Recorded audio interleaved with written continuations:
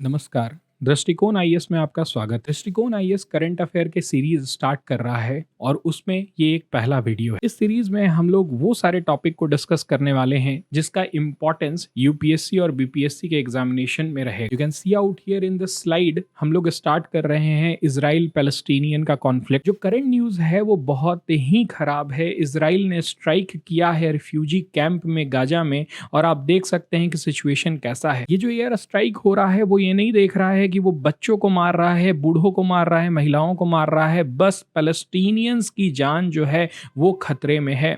You can see out here report ये कहते हैं कि 114 पैलेस्टीनियन की मौत हो चुकी है अभी तक, 1200 अरेस्ट हुए हैं और रैपिड रेड्स कर रहा है इजरायली डिफेंस फोर्सेस 7 अक्टूबर के बाद। 7 अक्टूबर का दिन बहुत इंपॉर्टेंट है। 7 अक्टूबर से ही ये पूरा इजराइल पैलेस्टीन का कॉन्फ्लिक्ट जो है वो स्टार्ट है, क्योंकि हमास वो पॉलिटिकल ऑर्गेनाइजेशन है जो वेस्ट बैंक को कंट्रोल करता है। पैलेस्टाइन का एक हिस्सा है, हम लोग मैप में आगे देखेंगे, जिसको हमास कंट्रोल करता है और उसी का जो मिलिट्री आर्म है उसने क्या किया था, 7 अक्टूबर को अटैक किया, इजराइल में घुसा, बहुत सारे इजरायलियों को मारा, वहां से लोगों को बंधक बना करके पैलेस्टाइन में लेकर के आ गया, जिसके बाद फिर इजराइल ने स्ट्राइक किया और आप देख सकते हैं कि किस तरह का सिचुएशन में पूरा पैलेस्टाइन फंसा हुआ है।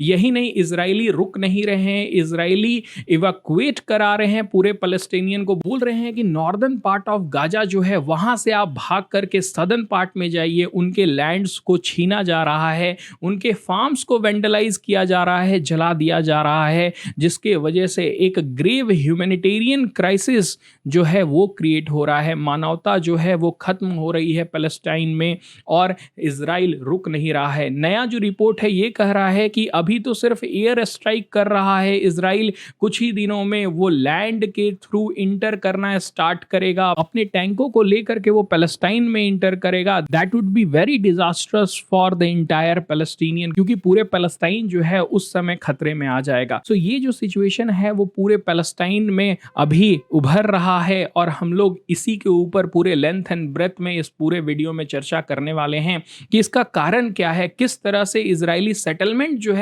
वो एक बहुत बड़ा कारण बना है इस कॉन्फ्लिक्ट का। अगर इस मैप के थ्रू हम लोग समझना स्टार्ट करें तो आप देख सकते हैं कि 1947 से पहले का सिचुएशन क्या था। ये जो छोटे छोटे आप व्हाइट कलर में स्पेसेस देख रहे हैं ना, वो कभी ज्यूज सेटलमेंट हुआ करता था, यहाँ पर यहूदी रहा करते थे। और ये जो ग्रीन कलर का आप रीजन देख रहे हैं ना, वहां पर मुस्लिम पॉपुलेशन यानी पैलेस्टीनियंस रहा करते थे। लेकिन ऑफ कोर्स एक प्रॉमिस्ड लैंड की बात कही जा रही थी, इजरायलियों को अपना एक देश देना था, इसीलिए वेस्टर्न नेशंस ने ये तय किया था कि इस पूरे रीजन को 2 पार्ट में डिवाइड कर देंगे और इसकी जिम्मेदारी यूनाइटेड नेशंस को मिली थी। यूनाइटेड नेशन ने पार्टीशन का प्लान बनाया और आप देख सकते हैं कि किस तरह से ये पूरा रीजन जो है वो 2 भाग में बट गया। एक जो है वो इजराइल स्टेट बना और दूसरा पैलेस्टाइन बना। लेकिन over a period of time यहाँ के जो अरब स्टेट हैं वो लड़ाई करना स्टार्ट कर दिए और जब भी अरब स्टेट ने लड़ाई किया, जैसे जॉर्डन हो गया, इजिप्ट हो गया, सीरिया हो गया, ये सब मिलकर के अटैक किए और बार बार हारे। चाहे वो 1947 का समय हो, चाहे 1967 में 6 डे वार हो, हर बार ये लड़ाई हुई और इजराइल ने क्या किया, जो पैलेस्टाइन का हिस्सा है उसको ज्यादा से ज्यादा कब्जाते गए। इवन 1967 का जो लड़ाई था उसमें तो सिनाई पेनिनसुला जो इजिप्ट का है उसको भी कब्जा लिया था, जिसको बाद में इजराइल ने वापस कर दिया इजिप्ट को। इजिप्ट पहला देश बना जिसने कि ये रिकॉग्नाइज किया कि इजराइल एक देश है। उसके साथ साथ अगर प्रेजेंट सिनारियो देखेंगे तो आप ये देख लीजिए कि कितना कम रीजन में ही अब पैलेस्टाइन बच चुका है और यही मेन प्रॉब्लम है इस लड़ाई का कि इजरायली सेटलमेंट बढ़ते जा रहा है और जो पैलेस्टीनियन रह रहे हैं ना उनके ऊपर वायलेंस जो है वो बढ़ते जा रहा है। इजरायली डिफेंस फोर्सेस जो मिस ट्रीटमेंट करते हैं, पैलेस्टीनियन के साथ दुर्व्यवहार करते हैं, उनको अरेस्ट करते हैं, उनको स्ट्रिप करते हैं, उनके साथ सेक्सुअल असॉल्ट करते हैं, ये सारे बहुत ही बड़ा एक प्रॉब्लम है जिसके वजह से ये कॉन्फ्लिक्ट जो है वो बढ़ते रहता है। लेट मी टेल यू, ये जो गाजा पट्टी में इंटर कर रहे हैं तो ये सारे प्रॉब्लम जो है वो फिर से देखने को मिल रहा है और बहुत ही वृहद रूप से देखने को मिल रहा है। तो पैलेस्टाइन का सिचुएशन अभी बहुत ही खराब है। अब एक क्वेश्चन और उठता है कि क्या पैलेस्टीनियन लड़ नहीं पा रहे हैं, क्या कोई लीडर नहीं है? तो ऑफ कोर्स लीडर था यासिर अराफात जब थे तो वो वर्क कर रहे थे पीस अकॉर्ड की तरफ, लेकिन 2006 के बाद फिर जो पूरा पॉलिटिकल डायनेमिक्स है ना वो बदल गया। 2006 में जब इलेक्शन होता है तो फतह, आपको समझना पड़ेगा एक ऑर्गेनाइजेशन के बारे में जिसको कहते हैं Palestinian Liberation Organization. Palestinian Liberation Organization के अंदर ही फतह था और उसी के जो मेन लीडर थे वो यासिर अराफात थे, जो कि वेस्टर्न नेशन के साथ बात करते थे और पीस अकॉर्ड की तरफ वो ले जाना चाहते थे। लेकिन जब 2006 में इलेक्शन होता है तो हमास एक ऐसा ऑर्गेनाइजेशन जिसका थिंकिंग पूरी तरह से अलग है। हमास का क्या सोच है आपको मैं बताता हूं। हमास का ये मानना है कि इजराइल होना ही नहीं चाहिए। अब ये जो सोच है वो कॉन्फ्लिक्ट को अराइज करेगा, ये बोलेगा कि इजराइल का कोई हक नहीं है इस पूरे रीजन में, जिसके वजह से हमास क्या करने लगा, मिलिटेंट एक्टिविटीज स्टार्ट कर दिया और उसके पास फिर आप देख सकते हैं मेजोरिटी भी आ गया था, जिसके वजह से हमास का पूरा कंट्रोल गाजा पट्टी पर हो गया। और इंटरनल स्ट्राइफ जो है, जो अंदरूनी कलह जो है, पूरे राजनीति की बात करें अगर पैलेस्टाइन का, तो ये उभरा। और वही कारण है कि आज कोई लीडर सामने आता नहीं है। जो अभी भी प्रेसिडेंट है पैलेस्टाइन के, प्रेसिडेंट महमूद अब्बास, वो बहुत ही बूढ़े हो चुके हैं, के ऊपर ट्रस्ट डेफिसिट है, कोई भरोसा नहीं करना चाहता है और अभी तक कोई नया पर्सन भी फोर फ्रंट में नहीं आया है जिसको लीडर माना जा सके। तो इसीलिए हमास ही एकमात्र सहारा पैलेस्टीनियन को लगता है, क्योंकि वो कुछ ना कुछ छोटे मोटे अटैक करने में सफल रहता है इजराइल के ऊपर। दैट्स व्हाई पैलेस्टीनियन थोड़ा सा वहां झुकाव रखते हैं। लेकिन आपको एक बात समझना पड़ेगा, हमारी हिस्ट्री, इंडियन हिस्ट्री से आपको एक बात समझना पड़ेगा कि गांधी जी हमेशा ये जानते थे कि अगर फोर्स का हम लोग यूज करेंगे तो ब्रिटिशर्स के पास उससे भी ज्यादा फोर्स है, वो क्या करेगा, पूरी तरह से हमें बर्बाद कर देगा। यही चीज पैलेस्टीनियन को भी समझनी चाहिए कि उन्हें नॉन वायलेंस करके आगे बढ़ना चाहिए, क्योंकि इजराइल जो है वो वेल फंडेड है, उसके साथ यूएसए हमेशा खड़ा रहता है, उसके साथ नाटो नेशंस खड़े रहते हैं। और यहां पर सिर्फ और सिर्फ पीस तभी आ पाएगा जब दोनों ही टेबल पर बैठ के बात करेंगे। ये पीस कभी नहीं आ पाएगा अगर ये फाइट करना स्टार्ट करेंगे। बट हमास क्या चाहता है, फाइट चाहता है, जिहाद चाहता है, जिसके यूथ से वो इजराइल को पूरी तरह से खत्म करना चाहता है, जो कि मुझे नहीं लगता है कि कभी भी पॉसिबल हो सकता है। अब ये जो इंटरनल स्ट्राइफ है ना, उसके वजह से मिलिटेंट मूवमेंट स्टार्ट हो जाता है और यही जो मिलिटेंट मूवमेंट है वो अभी हमें पैलेस्टाइन में देखने को मिल रहा है। जो वेस्ट बैंक का रीजन है वहां पर भी मिलिटेंट एक्टिविटीज स्टार्ट हो गया है। गाजा पट्टी में तो ये मिलिटेंसी चल ही रहा था, उसके साथ साथ बहुत सारे कंट्रीज, खासकर ईरान जो है वो प्रोवाइड कर रहा है पैसे, जिससे कि और ज़्यादा मिलिटेंसी जो है वो यहाँ पर इजराइल में फैल सके। जो वेस्ट बैंक में इंपॉर्टेंट पॉलिटिकल पार्टी है फतह, वो अच्छी तरह से कंट्रोल नहीं कर पा रहा है पूरे रीजन में और मिलिटेंट एक्टिविटी, मिलिटेंट मूवमेंट जो है वो बढ़ रहा है। लेकिन ये सारे प्रॉब्लम का सॉल्यूशन क्या है, पहले सॉल्यूशन जानने से पहले हमें ये समझना होगा कि पैलेस्टाइन चाहता क्या है। पैलेस्टाइन चाहता है कि 1967 में जो बॉर्डर था ना, उससे पहले जो बॉर्डर था वो हमें वापस दे दिया जाए। अभी बहुत सारे रीजन जो हैं हमारे, उसको इनक्रोच कर लिया गया है, उसके ऊपर कब्जा कर लिया गया है बाय द इजराइलीज।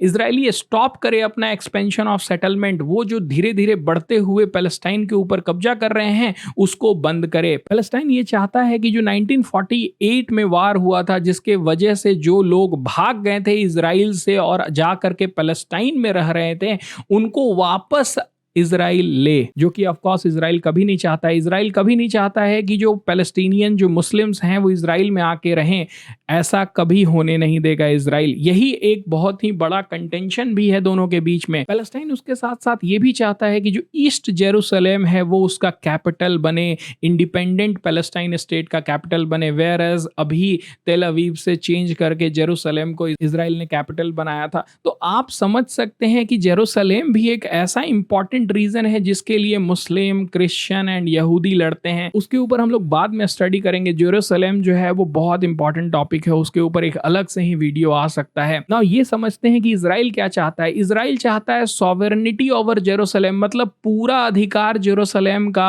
हो इजराइल के ऊपर। ईस्ट जेरूसलम, वेस्ट जेरूसलम सब जो हो वो इजराइल के अधीन हो। इजराइल ये चाहता है कि उसे जो भी मुस्लिम कंट्रीज हैं वो रिकॉग्नाइज करे, ये मान ले कि इजराइल जो है वो एक जेविश स्टेट है, यहूदी राज्य है। आपको मैंने ये पॉइंट छोटा सा बताया कि इजिप्ट ही एकमात्र मुस्लिम स्टेट बना था जब सिनाई पेनिनसुला वापस किया था इजराइल ने, तब इजिप्ट ही एकमात्र मुस्लिम स्टेट बना था जिसने रिकॉग्नाइज किया था। अब तो धीरे धीरे बहुत सारे कर रहे हैं। फॉर एग्जांपल मैं बताता हूं, पाकिस्तान रिकॉग्नाइज नहीं करता है, नहीं बात करता है, इजराइल के साथ कोई रिलेशन ही नहीं रखता है। और ये पॉइंट भी मैंने डिस्कस किया कि पैलेस्टीनियन रिफ्यूजी सिर्फ और सिर्फ पैलेस्टाइन में वापस आ सकते हैं, इजराइल वापस नहीं आ सकते हैं। ये सारे जो मुद्दे हैं वो इजराइल चाहता है, इसीलिए ये जो कॉन्फ्लिक्ट है वो और ज्यादा कॉम्प्लेक्स होते जाता है। पर सॉल्यूशन क्या है? सॉल्यूशन टू स्टेट सॉल्यूशन ही एकमात्र जरिया है। The solution for Israel Palestinian conflict बहुत इंपॉर्टेंट है, इसको समझिएगा, क्योंकि यूपीएससी यहां से एक क्वेश्चन डाल सकता है। हम लोग लास्ट में एक यूपीएससी का मेंस का क्वेश्चन भी डिस्कस करेंगे, सो वेट फॉर दैट। वो क्वेश्चन आप क्या कर सकते हैं, आंसर राइटिंग प्रैक्टिस उसमें कर सकते हैं।